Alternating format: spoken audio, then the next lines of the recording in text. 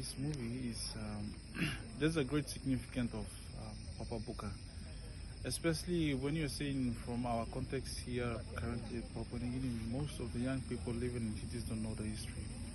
I was one of them that tracing for the history, and this movie has also given me motivation to go back, because I was planning to go back anytime when I'm finished from university to get a record of my history, because you'll realize that after some years we might lose the heritage of our culture here at our place.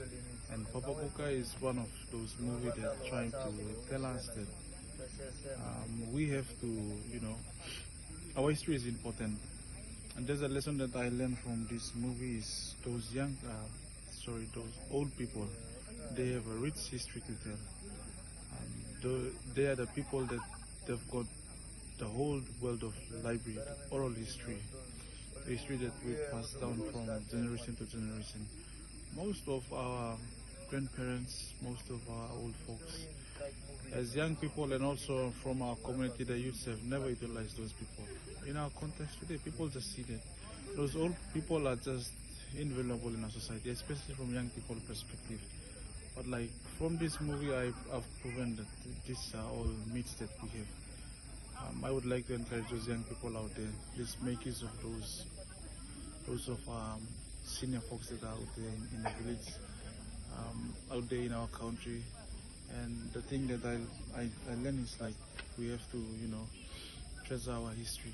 And from that movie, I would like to rate it 10 out of 10. I was so blessed. I was so impressed. I had a recent privilege to involve in one of those research where we are seeing most of the Westerners and the early missionaries, the early people that came, especially our people from Western. They are focusing, when you trace back the history, they don't really, they see us Papua New Guineans as primitives, and especially our forefathers, and they don't really trace our history.